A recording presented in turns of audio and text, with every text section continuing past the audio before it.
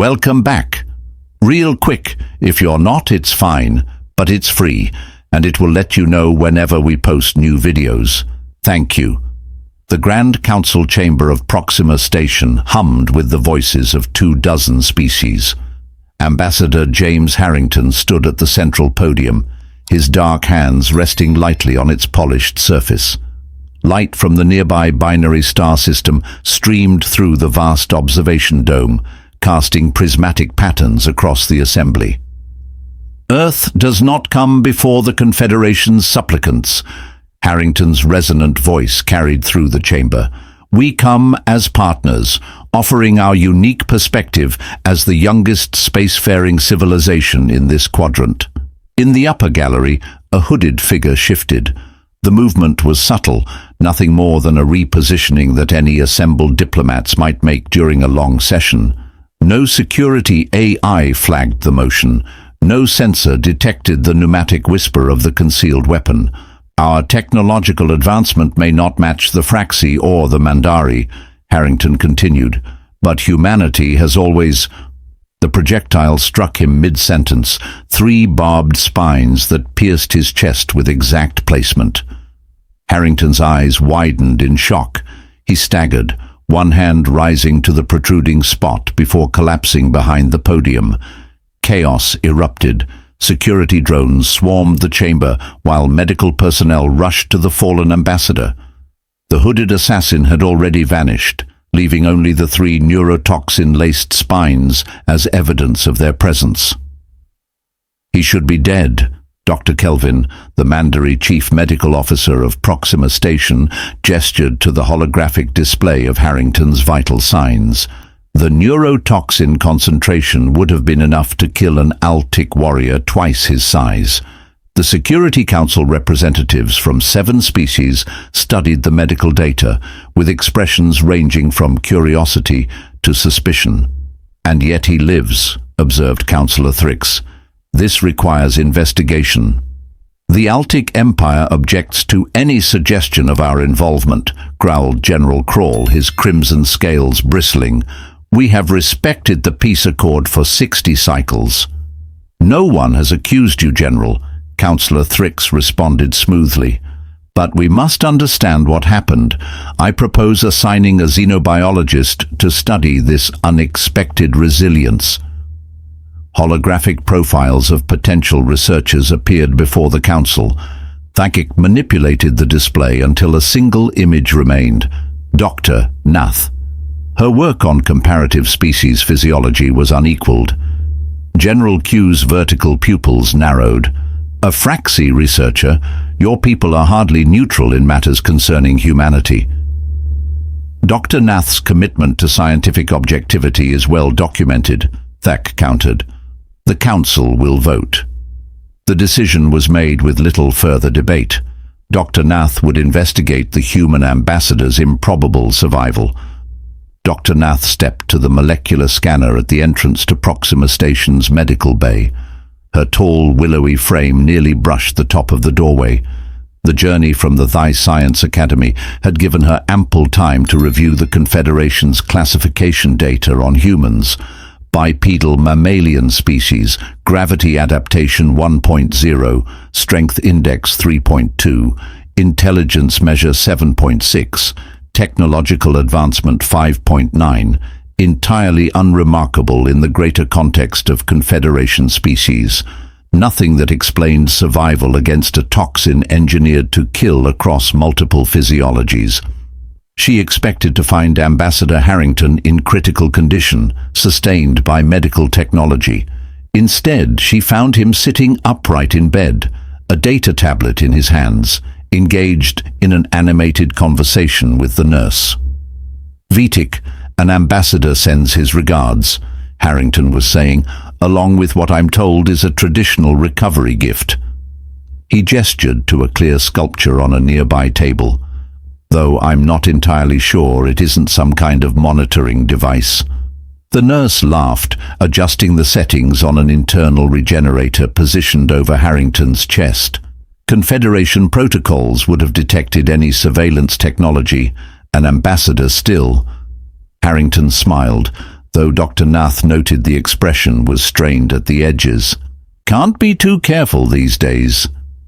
The ambassador noticed Dr. Nath, then his hazel eyes assessing her with a quickness that surprised her. "You must be Dr. Nath," he said, setting aside his tablet. "Come to solve the mystery of the human who wouldn't die properly." Dr. Nath lowered her gaze in embarrassment before quickly regaining composure. "Ambassador Harrington," she acknowledged with the formal three-finger gesture of respect. "I've been assigned to investigate your physiological response to the neurotoxin." "Well, I'm an open book," he replied, then winced as he shifted position. "Though perhaps not literally. I prefer to keep my organs where they are." "Your humor is unnecessary," moving closer to examine the medical readouts. The assassination attempt was clearly traumatic. Harrington chuckled, then grimaced at the pain it caused. "Doctor, if you stopped choking because of a little trauma, we'd hardly speak at all." After reaching adulthood, his expression became more serious. "I understand that you need tissue samples and medical data. Whatever helps ensure that this doesn't happen to anyone else, I'm happy to provide." Dr. Nath found herself unexpectedly disarmed by his cooperation. The ambassador's vital signs showed he was in considerable pain, yet he displayed no hostility, no fear of her examination. "Your recovery is inexplicable," she said, reviewing his medical charts. "By all established models of cross-species toxicology, the neurotoxin should have caused complete system failure." Harrington's eyes met hers steadily. "Perhaps your models need updating, Doctor." Dr. Nath's scientific pride bristled at the suggestion, but she kept her tone neutral. "Perhaps that is why I'm here." As she began her initial scans, Dr. Nath couldn't shake the feeling that there was something distinctly different about humans, something the Confederation's neat categorization system had failed to capture. It was deeply unsettling to a she-scientist, raised on a certainty of empirical classification. Ambassador Harrington was right about one thing. Her models would indeed need updating before this investigation was complete. Dr. Nath's temporary laboratory on Proxima Station was a testament to her efficiency. Equipment that would fill an entire research wing on Earth had been miniaturized and arranged in perfect symmetry around a central analysis platform, the lighting adjusted automatically to the optimal spectrum for her compound eyes, shifting subtly as she moved from one workstation to another. She controlled the cellular scanner with careful movements, her six-fingered hands moving over the controls as she examined Ambassador Harrington's tissue sample for the fifth time. "Impossible," she muttered, her eyes flashing a deep green in frustration. The human cells were entirely normal, structurally unremarkable compared to other mammalian species. Their regenerative capabilities fell within standard parameters. Nothing explained how they resisted a neurotoxin specifically designed to disrupt the cellular integrity of any carbon-based life form. Dr. Nath input a command to begin another scan sequence, this time focusing on mitochondrial activity. The advanced quantumroscopy revealed the intricate dance of cellular respiration, but again, nothing extraordinary. A soft tone announced an incoming communication. Dr. Nath tapped her wrist device, and Ambassador Harrington's face appeared in a holographic projection. "Dr. Nath," he greeted her, now dressed in a formal Earth diplomatic uniform rather than medical attire, "I'd like to introduce you to someone who might help you with your research." Dr. Eleni Papadopoulos arrived from Earth today. She specializes in human trauma recovery. Dr. Nath's upper limbs stiffened in the Thrax expression of dismissal. "I appreciate the offer, Ambassador, but I require no assistance from human researchers. My methodology, it might benefit from perspectives outside standard Confederation protocols," Harrington finished smoothly. Dr. Papadopoulos has studied human resilience for 15 years at least. Hear what she has to say. Before Dr. Nath could formulate a properly diplomatic refusal, Harrington continued, "We'll meet you in the observation deck in 1 hour." The transmission ended. Dr. Nath sighed in annoyance. Humans were frustratingly persistent. The observation deck offered a panoramic view of Proxima Centaur's binary stars. Their light filtered through advanced shielding to protect the diverse retinal structures of Confederation species.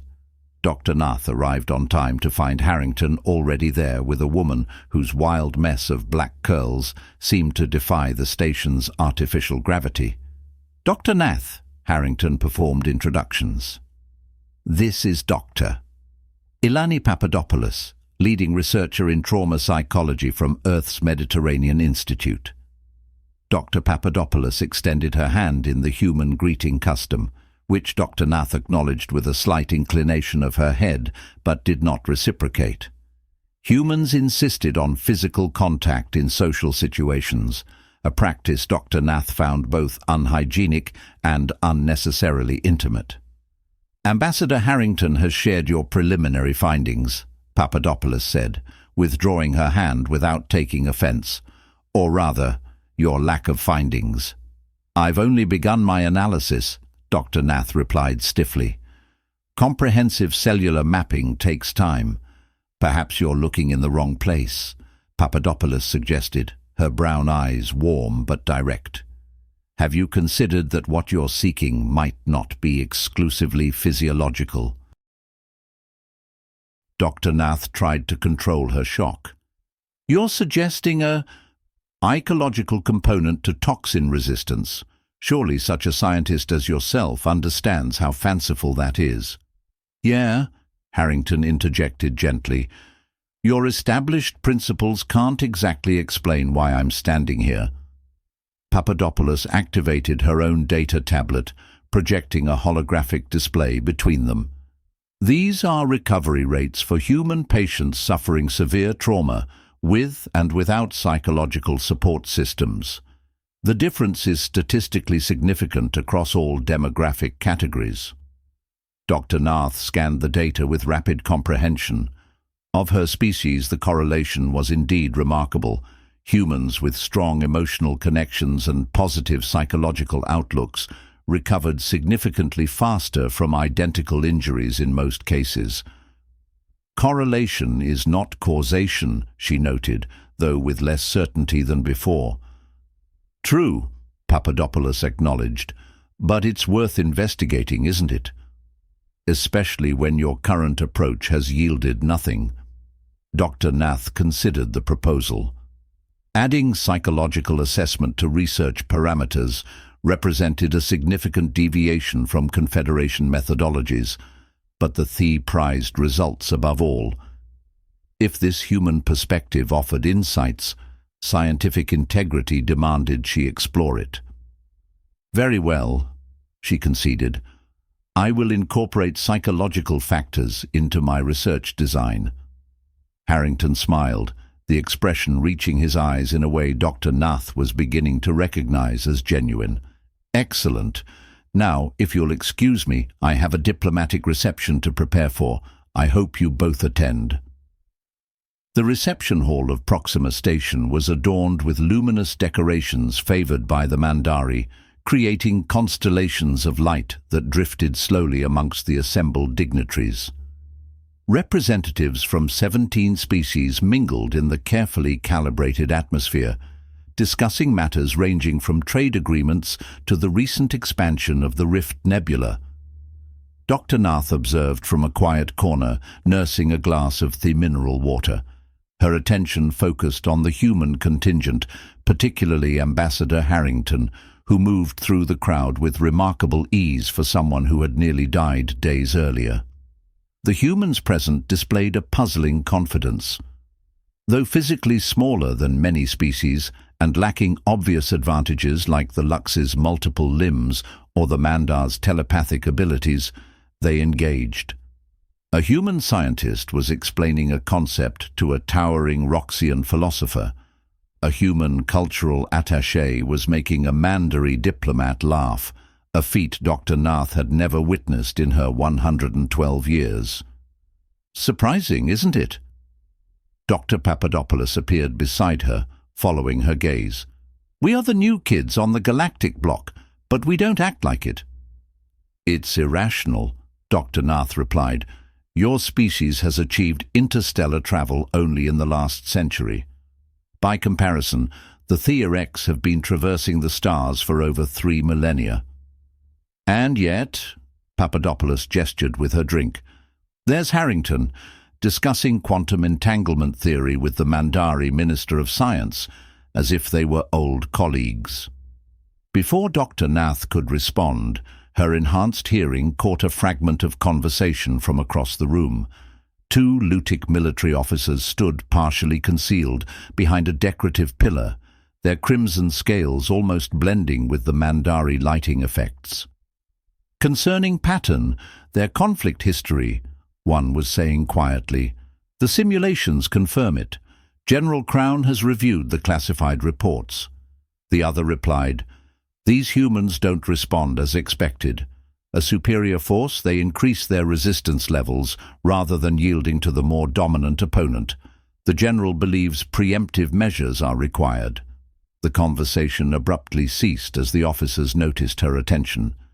They moved away with natural casualness, but Dr. Nath's scientific curiosity was piqued. What had they discovered about human behavior that concerned them so deeply? She glanced back at the assembled humans, seeing them with new eyes. Perhaps there was more to this unremarkable species in the Confederation's classification system had captured. Perhaps, as Dr. Papadopoulos had suggested, their power lay somewhere beyond the realm of conventional measurement. The transparent dome of the Arctic Research Station offered an uninterrupted view of Earth's polar landscape. Beyond the protective barrier, pristine white stretched to the horizon, broken only by jagged blue creases that caught the low sunlight. Inside, human researchers moved with steady competence through temperatures maintained just above freezing. Most species in the Confederation require environmental augmentation to work in these conditions, Dr. Nath noted, her breath forming clouds in the cold air despite the thermal layer she wore. And yet humans operate here with minimal protection. Dr. Papadopoulos nodded as they watched a researcher calibrate sensitive equipment with bare hands. "This station's considered relatively comfortable. We have permanent settlements in far more extreme locations." They had spent the last week traveling from the northern ice caps to the sweltering equatorial megacities, where temperatures soared and humanity crowded into massive urban structures. Each location demonstrated environmental adaptability that contradicted the Federation's adaptation index for humans. "Your cities in the Qatar Peninsula reach ambient temperatures of 50 degrees Celsius, Dr. Nath said, consulting her datapad. "The Mandari cannot survive above 40 without full environmental suits. Yet humans conduct commerce, create art, and build communities in these conditions." "We adapt," Papadopoulos replied simply. "It's what we do." The Neural Triae Rehabilitation Center in Geneva housed patients recovering from injuries that would permanently disable most species. Dr. Nath followed Dr. Papadopoulos through the ward, recording extensive observational data with her ocular implants.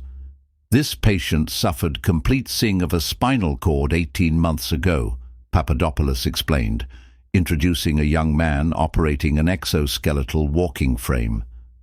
Conventional Confederation medicine would classify his condition as terminal, mobility impairment, and yet he walks, Dr. Nath observed. "Neural interface technology?" "Partially," Papadopoulos confirmed, "but the technology only works because of neuroplasticity. His brain has rewired itself, creating new pathways to control the interface." The man grinned up at them. "Next month, they're upgrading me to the autonomous model, and then I'm climbing Mount Kilimanjaro." Dr. Nath's datapad chimed with an alert. She discreetly checked the notification. preliminary results from Ambassador Harrington's latest tissue samples, still nothing that explained his survival according to conventional models. They moved to the next patient, a woman missing 3 limbs from a mining accident on Mars. Papadopoulos explained, when she arrived, her psychological evaluation suggested profound depression and potential suicide ideation. The woman was instructing a group of similarly injured patients in what appeared to be an artistic expression using modified prosthetics that created 3-dimensional holographic patterns. Now she teaches post-traumatic growth techniques, Papadopoulos said. Many patients here experience what we'd call the adversity quotient phenomenon. They develop beyond their previous capabilities. This contradicts all established recovery models, Dr. Nath stated, her scientific certainty wavering. Trauma should diminish function, not enhance it. And for most species, perhaps it does, Papadopoulos agreed. But humans have developed something different. We see adversity as a chance for transformation, not just damage to be repaired. As they continued through the facility, Dr. Nath struggled to reconcile these observations with the Confederation classification systems. Humans were categorized as a mid-tier species with moderate resilience, yet the evidence before her suggested something the classification couldn't capture, a psychological dimension to physical recovery that simply couldn't be quantified. The historical archives beneath the old United Nations complex had been converted to quantum storage systems, but retained their impressive architecture, a reminder of humanity's propensity for preserving their past while embracing technological advancement. Dr. Nath navigated the holographic interface, searching for historical data on human recovery patterns. She didn't need empirical evidence, something that would translate her observations into terms the Confederation Science Council would accept. Her 6-fingered hands controlled the virtual controls with careful movements, sifting through petabytes of data as she accessed a section on historical recovery from planetary disasters. A subroutine in her personal research algorithm detected an anomaly, a data pattern encrypted with the archive's transmission protocols. Dr. Nath paused. The encryption signature wasn't human. It matched Lux military communications. Her scientific curiosity overrode her hesitation. With a few subtle manipulations of a personal decryption implant, a tool standard for Thai researchers but unknown to her human hosts, she extracted the hidden data stream. The contents materialized in her private visual field, invisible to any observers. 3-dimensional schematics of Earth's orbital defense systems, surveillance reports on human military installations, detailed analyses of population centers vulnerable to targeted strikes, all of it being silently streamed to some distant destination.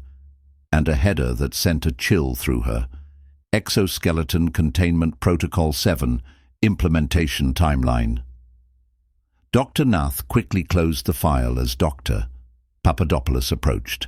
"Found anything interesting?" the human psychologist asked. Dr. Nath's scientific objectivity, which had defined her career, now collided with an unexpected ethical dilemma. The Eltic were planning something catastrophic, and she alone possessed the knowledge. "Dr. Nath, are you all right?" Papadopoulos's concern seemed genuine. "Yes," Dr. Nath responded, her voice modulated to project calm. "I've discovered some unexpected data patterns in human recovery statistics. I need to analyze them further." As they left the archives, Dr. Nath's mind raced with implications. The Eltic military, including General Cao, who sat on the very Security Council that had assigned her this research, was actively gathering intelligence for an attack on Earth. The assassination attempt on Ambassador Harrington suddenly appeared in a different light. The question that troubled her wasn't scientific, but ethical. What was her responsibility with this knowledge? Fraxi researchers were trained to observe, analyze, and report without intervention. Interference violated the core principles of her profession. And yet, as she watched humans going about their lives in the busy Geneva streets, displaying the same resilience and adaptability she'd observed throughout her visit, Dr. Nath found herself unable to maintain her clinical detachment. For the first time in her distinguished career, she considered the possibility that scientific objectivity might not provide the correct answer.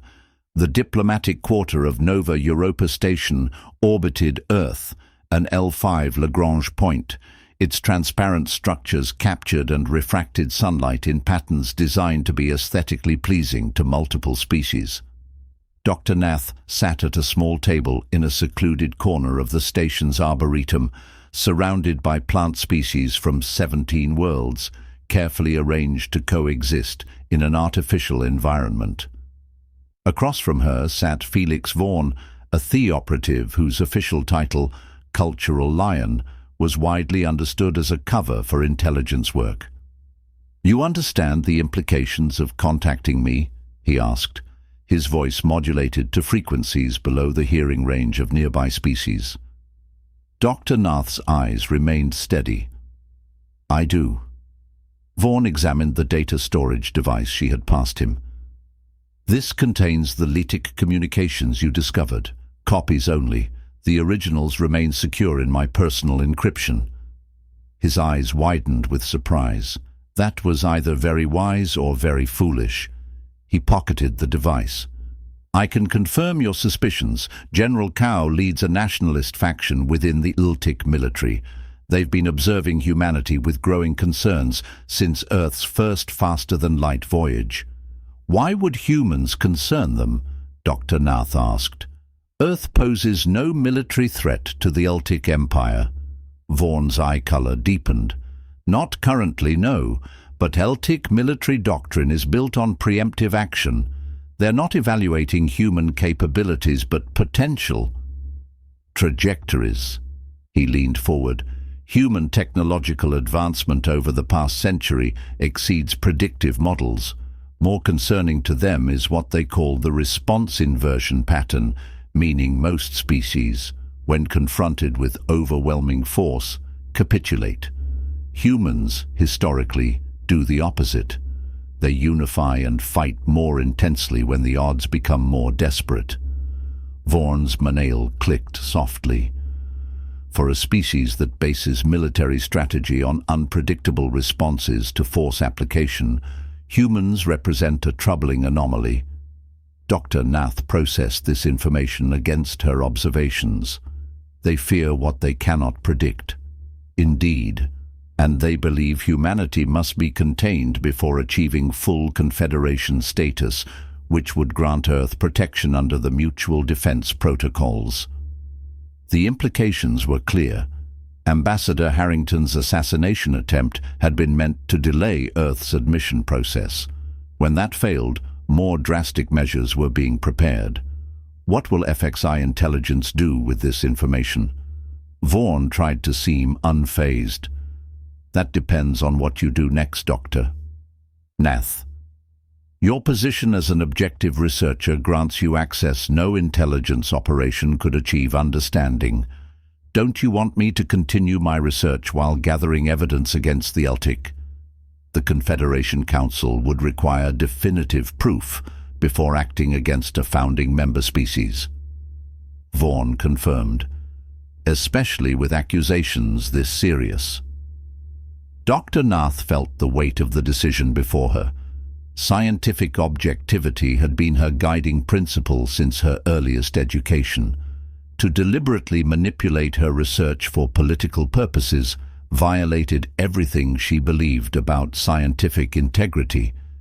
Yet the alternative was to watch a species with remarkable potential face destruction because of fear. "I need to think," she said finally. Vaughan stood. "Don't think too long, Doctor.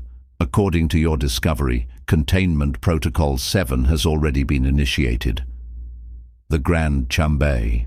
The Grand Chamber of the Confederation Science Academy on Alpha Andy B3 stretched upward in graceful spirals. Its architecture reflected the Mandarin philosophy that knowledge ascends towards enlightenment. Hundreds of the galaxy's most prominent researchers filled the tiered seating, the diverse morphologies accommodated by adaptive furniture. Dr. Nath stood at the central presentation platform, her data projected in holographic detail above her.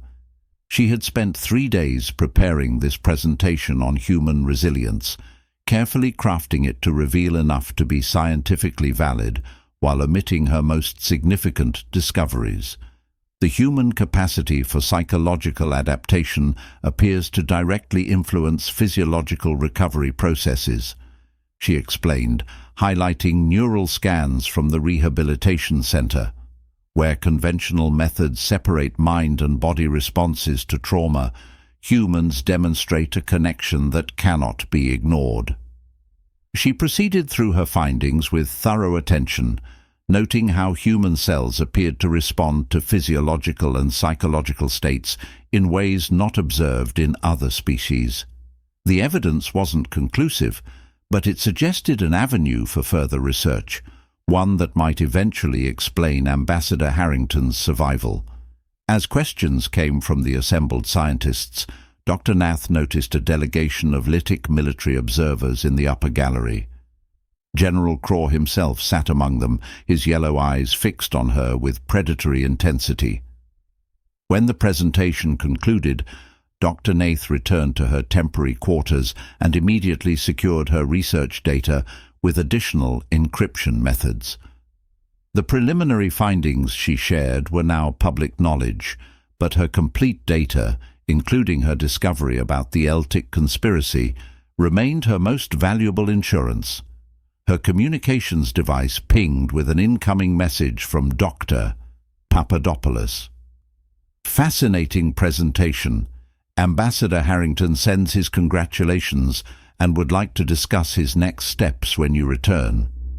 Beneath the message lay an innocuous data packet, easily overlooked unless one knew to search for it. Dr. Nath carefully extracted and decrypted it to find a warning. Communications monitored. Return to unusual Celtic activity near Earth. Exercise caution. Before she could formulate a response, a presence at her door triggered the room security alert.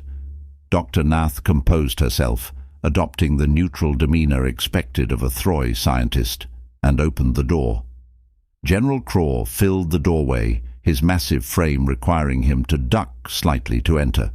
His crimson scales covering his body bore the intricate patterning of a high military rank, and all 4 of his muscular arms were adorned with ceremonial blades, ostensibly decorative but undoubtedly functional. Dr. Nath, his voice rumbled from deep in his chest, your presentation was most illuminating. General Craw, she acknowledged with forced politeness.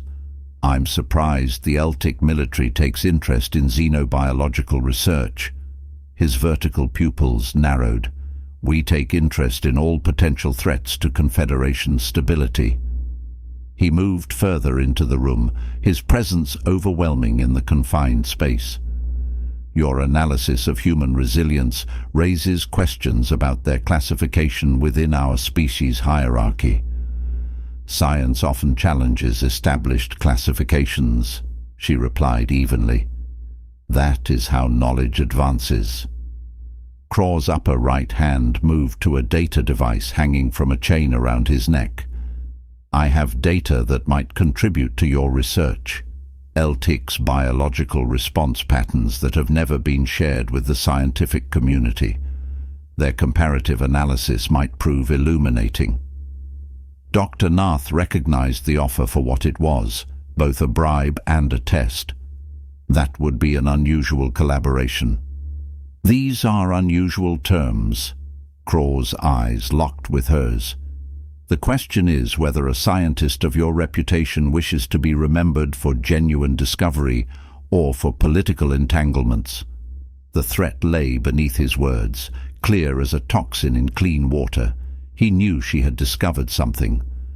My only interest is scientific truth, she responded, her eyes fixed steadily on his. I hoped you would say that. His mandibles clicked in the liltic expression of satisfaction. "Because truth has consequences, Doctor, especially when shared carelessly." He moved toward the door, then turned back. "Consider my offer. The future of your career, perhaps of Thrix and liltic relations, may depend on your discretion." After he left, Dr. Nath stood motionless, reflecting on her growing inner turmoil. The ethical dilemma she had faced had just become significantly more complex. The Eltic knew she had discovered their plans, and General Craw had made it clear that her silence would be bought or enforced. She would need to decide quickly where her true loyalties lay, with scientific objectivity, with her career, or with a species whose remarkable resilience had begun to earn her reluctant admiration.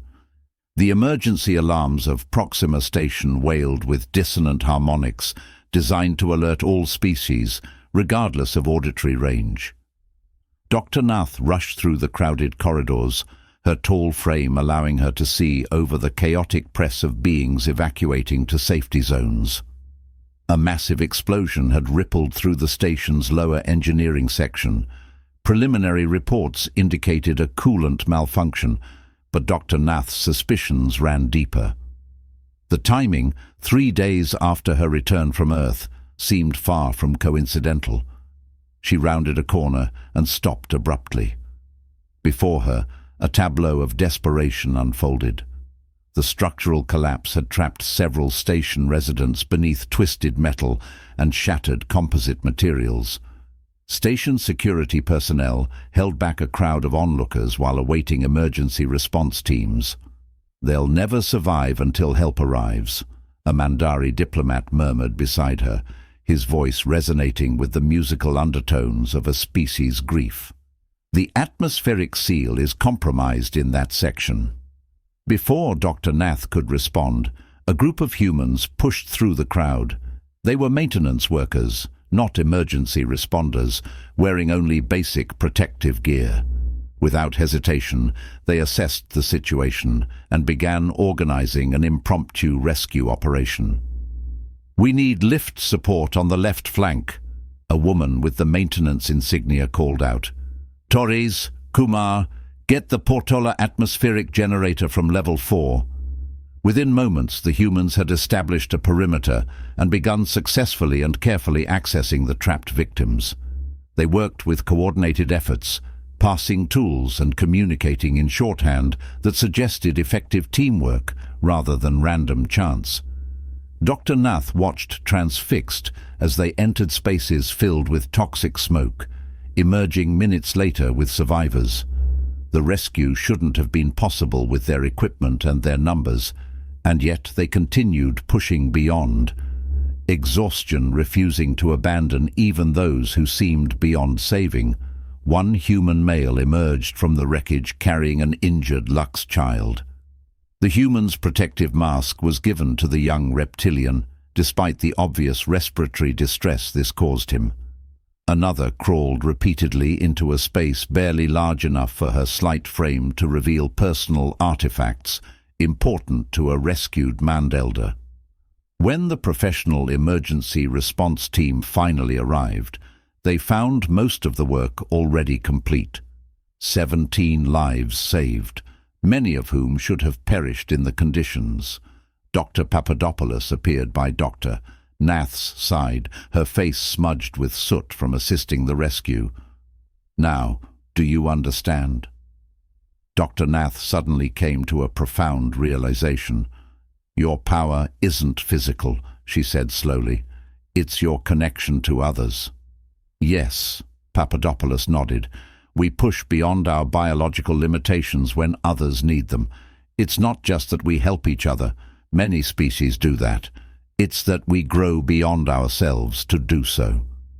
As the rescue concluded and the crowd dispersed, Dr. Nath felt a key shift in her understanding.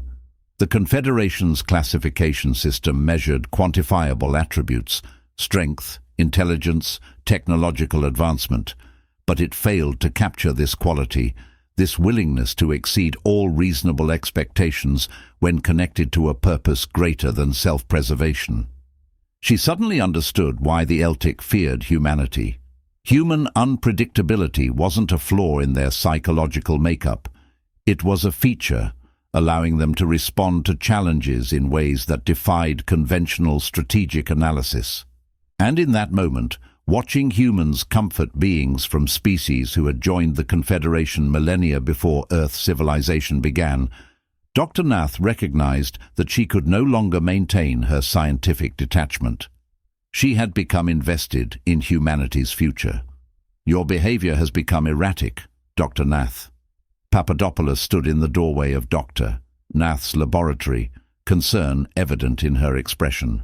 The past 24 hours had seen Dr. Nath working feverishly, securing data, sending encrypted transmissions, preparing contingency measures. "I'm merely completing my research, Doctor," Nath replied, not looking up from her data console. Papadopoulos moved closer. "But you haven't slept in over 30 hours. You've cancelled 3 meetings with Ambassador Harrington, and station security noted that you accessed restricted communications channels at 0300 hours.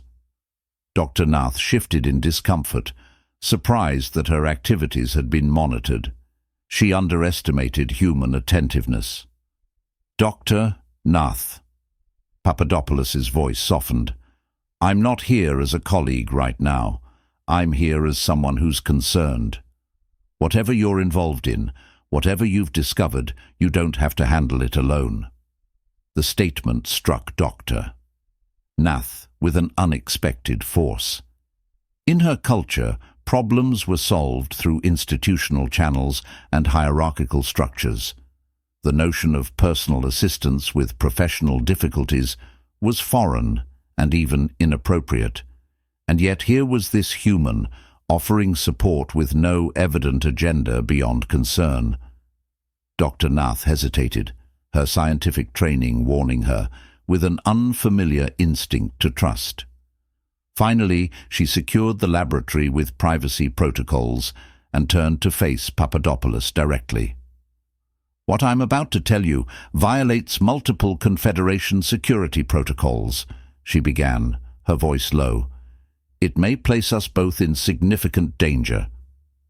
Dr. Nath revealed everything: the Celtic conspiracy, General Craw's threat, the evidence she had gathered through communication with Roxy intelligence. As she spoke, she realized that this was the first time she had ever shared a professional burden with another individual. When she finished, Papadopoulos was silent for a long moment. Then she asked, "Why tell me this? Why not maintain your scientific objectivity?" "Because," Dr. Nath replied slowly, the realization forming as she spoke, "I have come to believe that objectivity without moral consideration misses the greater purpose of wanting to learn more about life. And because," she struggled with the unfamiliar sentiment, "I have come to respect your species." Papadopoulos smiled, a warmth in her expression that crossed species differences. "And then we'll figure this out together. First, we need to warn—" A soft ping from Dr. Nath's monitoring system interrupted her. The frequency pattern was unmistakable. The conversation was being recorded. "The laboratory is being monitored." Papadopoulos's expression hardened. "Then we've just compromised ourselves." She moved swiftly to the door. "We need to find Harrington immediately." They exited to find the corridor empty, unusually so for the busy research section. A premonition of danger flashed through Dr. Nath's mind. "We should not take the main transport system," she warned. "Agreed. There's a maintenance shaft 3 sections over. That leads to the diplomatic quarter." They moved quickly through increasingly deserted corridors. The station seemed abnormally quiet, the usual bustle of activity replaced by an eerie stillness that raised Dr. Nath's alert instincts. When they reached the junction leading to the diplomatic section, they found their path blocked by 2 Celtic security officers, the crimson scales gleaming under the station lights. "Dr. Nath," one addressed her formally, "your presence is requested by General Craw for a priority research consultation." The transparent lie hung in the air between them both. Dr. Nath and Papadopoulos recognized the situation for what it was, detention or worse. "I am afraid I must decline," Dr. Nath replied with forced calm. "Ambassador Harrington is expecting our report on human resilience factors." "The ambassador is currently unavailable," the second Celtic stated, his hand resting meaningfully on his sidearm. "He's been called away for an emergency diplomatic consultation." Papadopoulos tensed beside her. "What emergency?" "That information is classified," the first Celtic responded flatly. "Now, Dr. Nath, you will accompany us." As they spoke, Dr. Nath's enhanced peripheral vision caught movement behind them.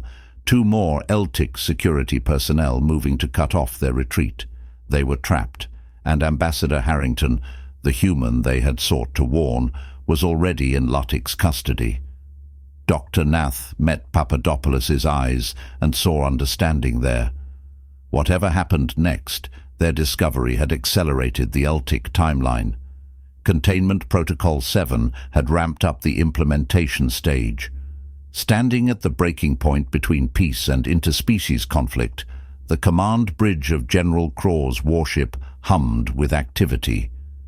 His officers prepared for what would either be remembered as a necessary security operation or the start of an interspecies war. View screens displayed Earth's orbital defenses and the positions of Confederation peacekeeping vessels, soon to be irrelevant if Craw's plan succeeded. Dr. Nath and Papadopoulos stood under guard, watching as Ambassador Harrington was brought onto the bridge. His formal attire was disheveled, and bruising around his face testified to enhanced interrogation techniques. Despite this, his posture remained straight, his eyes alert and evaluating. "Your plan has failed," General Harrington stated calmly. "The moment you seized the Confederation ambassador, you guaranteed intervention." General Craw's mandibles clicked dismissively.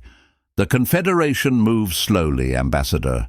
By the time the Council authorizes action, Earth's defenses will be neutralized, and your government will have accepted our terms for peacekeeping occupation."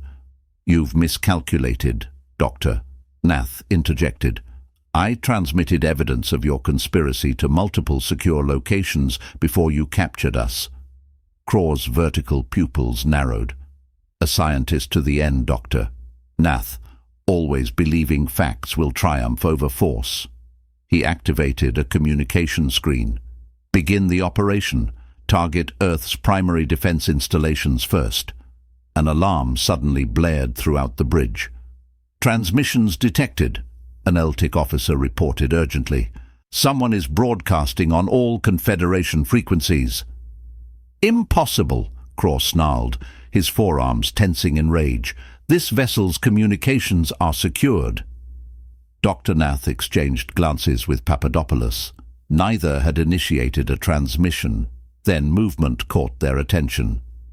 Ambassador Harrington had somehow worked his wrists free from their restraints and reached a communications panel. "You're right about one thing, General," Harrington said, his voice steady despite the Celtic security personnel converging on him. "Humans are unpredictable." Before they could reach him, the broadcast activated, transmitting evidence of the Celtic conspiracy across all Confederation channels while simultaneously sending warning signals to Earth's defense networks. Chaos erupted. Craw bellowed orders as a security team subdued Harrington with rapid effect. But the damage was done, the conspiracy exposed, the element of surprise lost. In the chaos, Papadopoulos moved with unexpected speed, creating a diversion that allowed Dr. Nath to access a data terminal. Within seconds, her research findings on human resilience were added to the broadcast, not as scientific data, but as context for why the Celtic feared humanity's potential.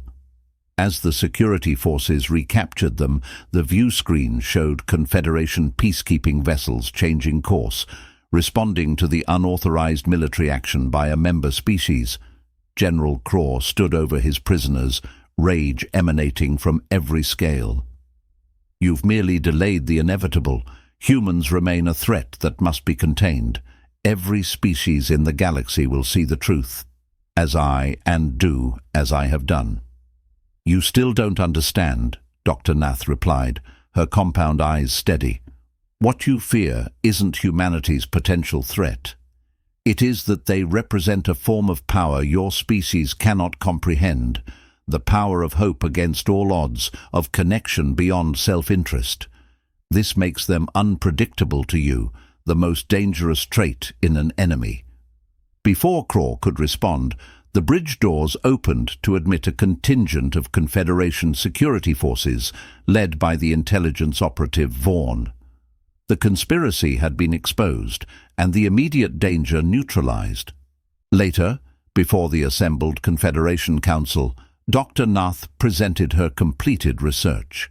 Her findings redefined how the Council understood power itself, not as dominance or capability, but as the ability to overcome limitations through hope, connection, and perseverance.